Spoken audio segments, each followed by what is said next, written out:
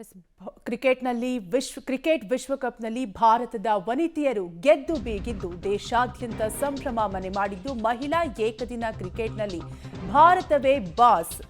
ಭಾರತದ ವನಿತೆಯರಿಗೆ ಅಭಿನಂದನೆಗಳ ಸುರಿಮಳೆಯೇ ಬರ್ತಿದ್ದು ಟೀಂ ಇಂಡಿಯಾಗೆ ಪ್ರಧಾನಿ ಮೋದಿ ಶುಭ ಹಾರೈಸಿದ್ದಾರೆ. ಫೈನಲ್ಸ್ನಲ್ಲಿ ಭಾರತ ತಂಡದ ಅದ್ಭುತ ಗೆಲುವು ಸಾಧಿಸಿದೆ. ಭಾರತ ತಂಡ ಫೈನಲ್ಸ್ನಲ್ಲಿ ತೋರಿದ ಪ್ರದರ್ಶನ ಉತ್ತಮ ಕೌಶಲ್ಯ ಆತ್ಮವಿಶ್ವಾಸದಿಂದ ಕೂಡಿತ್ತು.